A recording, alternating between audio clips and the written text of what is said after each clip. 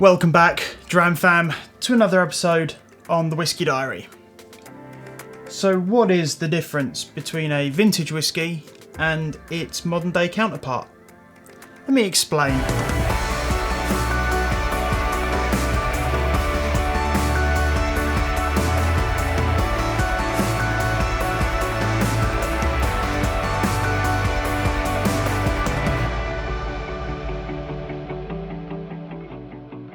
So, a few weeks ago, I made a video talking about this, the Yamazaki 12 that was bottled in 1984. Now, I said in that video I'd love to get my hands on the modern version that you can find now on Master of Malt. And sure enough, I walked into the Pot Still, one of my favourite whisky bars in Glasgow, and they had a bottle, so they sorted me out a dram of this, so I can do the side-by-side comparison and see what's changed in the last 37 years or so. Now, I didn't actually find out exactly when the bottle they've got on the shelf was bottled, but thankfully they get through it fairly quickly, so it's not going to be 10 years old or anything like that. It should be a fairly recent distillation. So, let's get down and see what the difference is, shall we? Now, I'm going to start with the older one. That's the one I tried first. That's the one my palate is familiar with. So, incidentally, these are some coins from one of my mates over at Jeff Whiskey. Guy's a legend. Go pick up some of his merch over there. I'll drop a link to all his stuff in the description down below. Now, it's been a couple of weeks since I've tasted this, and it has been sat out on the countertop under a coin for a little while. Still get those kind of sweet iced tea, very slightly fruity, very mild, bit floral, subtle spiciness.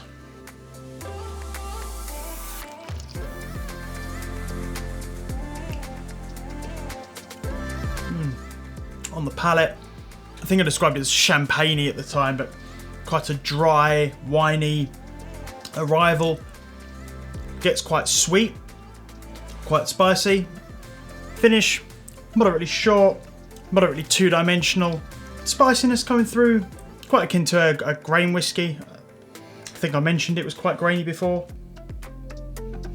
Yeah, overall, starts light, ends a bit darker, finish fairly short.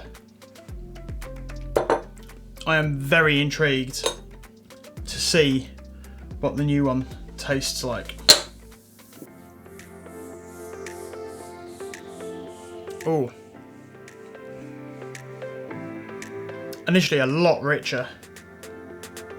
Interesting. I get a lot more sort of sweet wood. A lot more sort of classic apples and stewed apple notes coming through as well. Still got that hint of sort of barrel char, I guess it would be. Again, not smoky, but a smokiness. You can find out more about the difference between peaty notes and smoky notes in a video I made recently, which disambiguates the terms peaty and smoky. This smells a lot sweeter.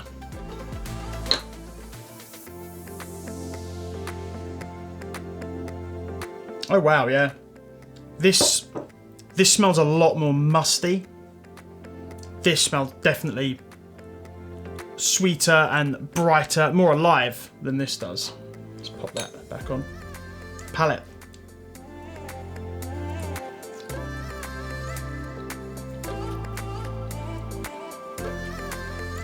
Oh wow, okay.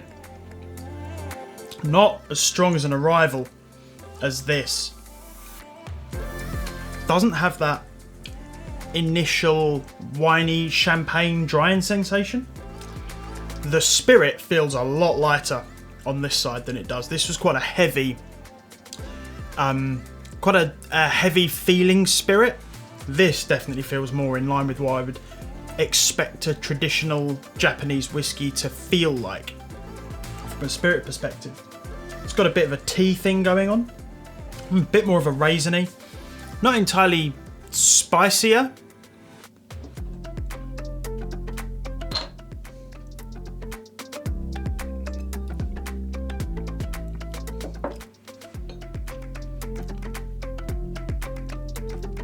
Oh, well, yeah.